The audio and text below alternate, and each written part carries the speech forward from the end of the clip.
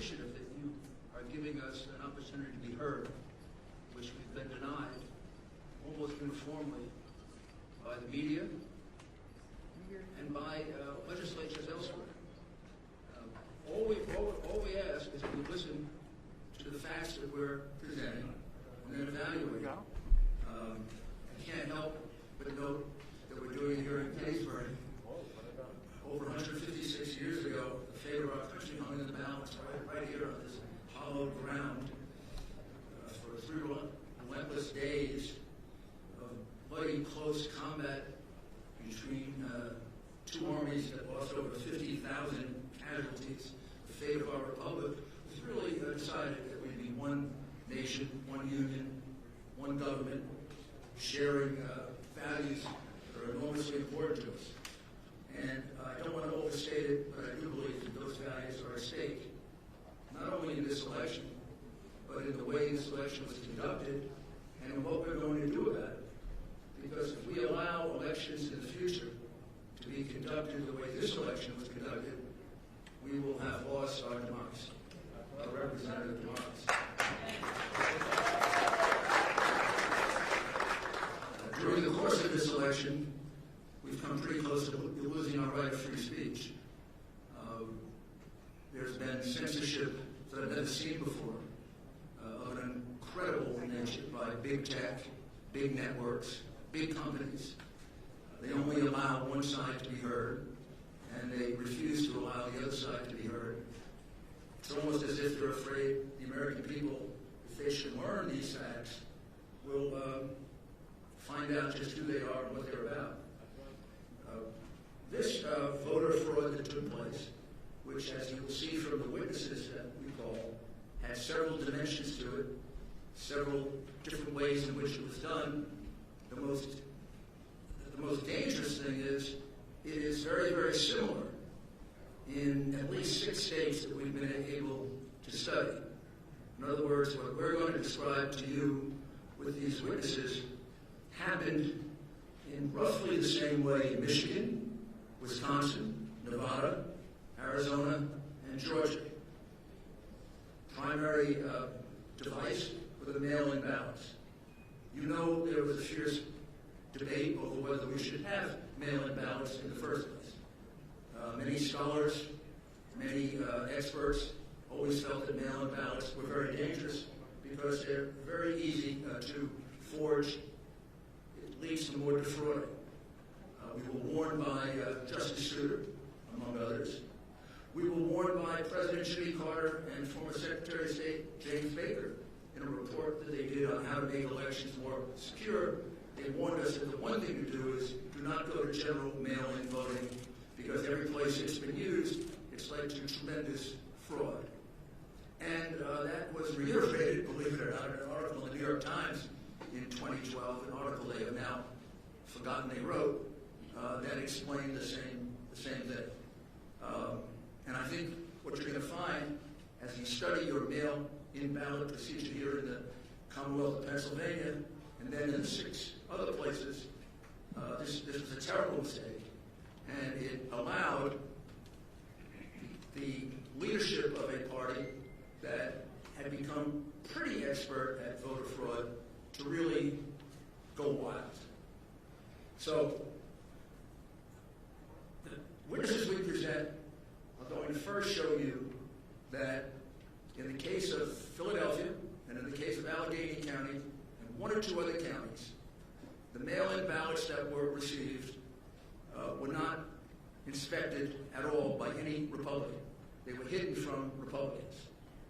In the case of Philadelphia and Allegheny County, I can't be absolutely certain, but I do believe the witnesses will show that a Republican never got to see a single ballot.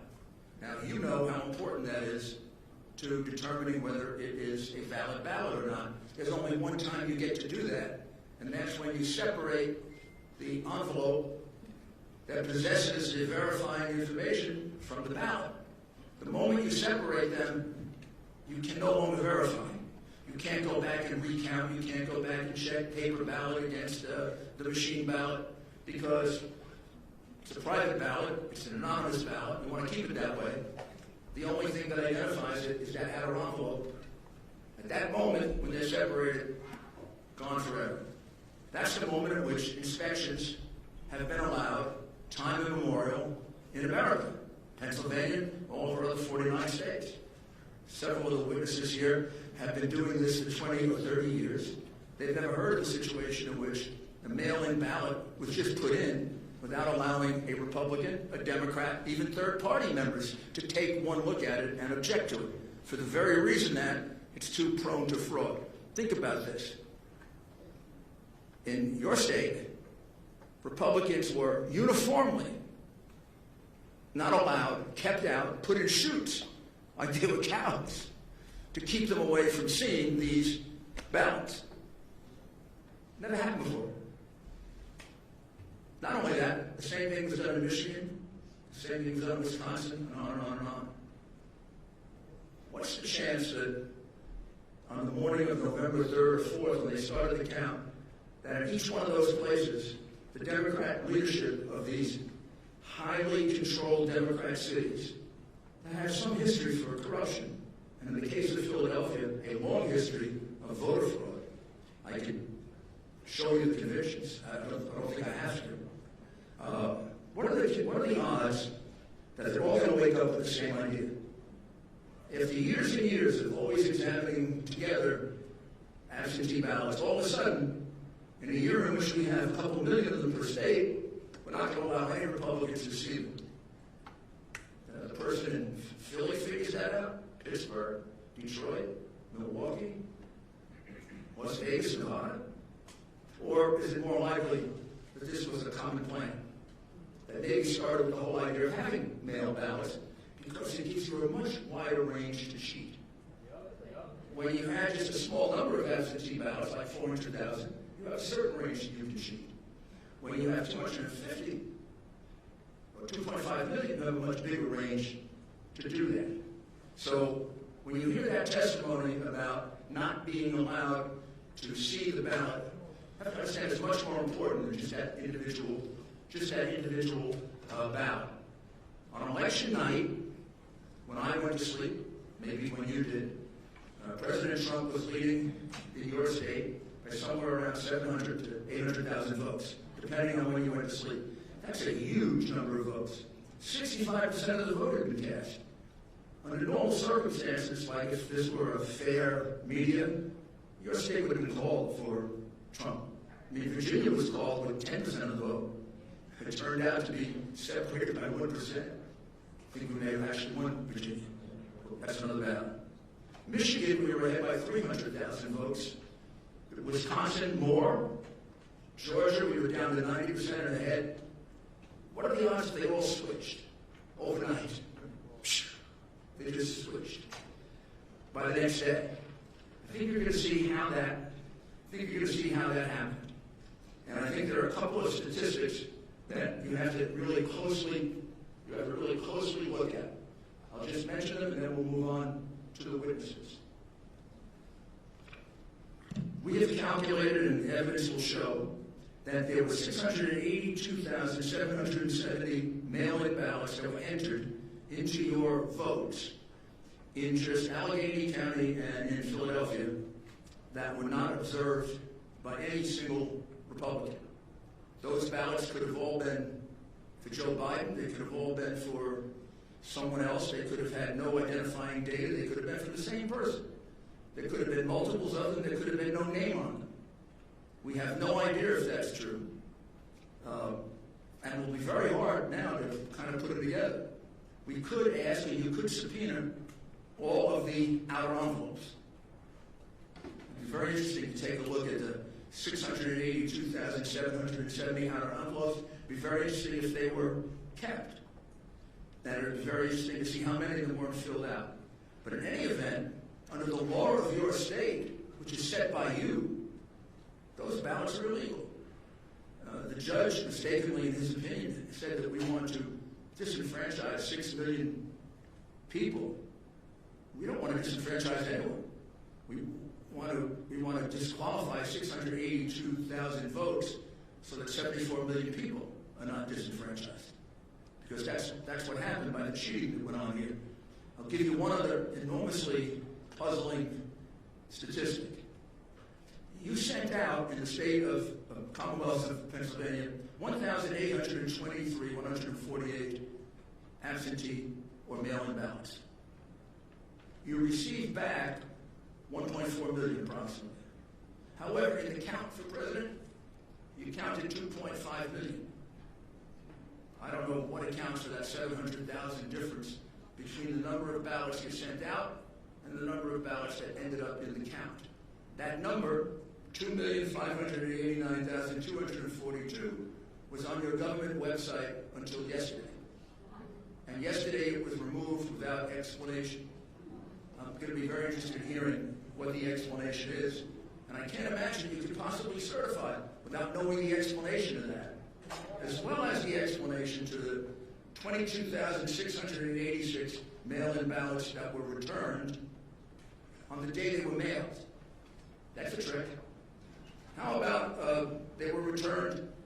How about 32,591 were returned the day after they were mailed? Another 20,000 were returned before they were mailed. Of course, I think this is a kind of a low count, and I guess the crooks in Philadelphia are disappointed in this.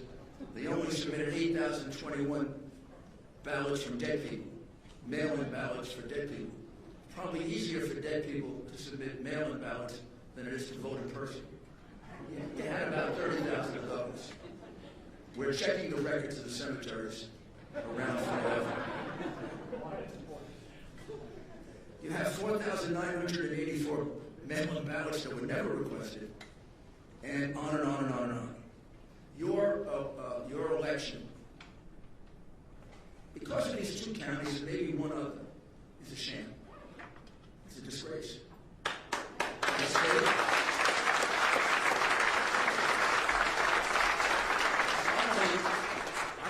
I don't need to remind you of this. I think I need to remind America of this. The election for President of the United States is not run by the governor of your state. It's not run by your election commissioner. The United States Constitution makes it clear who has the responsibility for running this election. Article 2, Section 1, Clause 2 of our Constitution. It doesn't say that ABC gets to call the winner, or CNN. It says,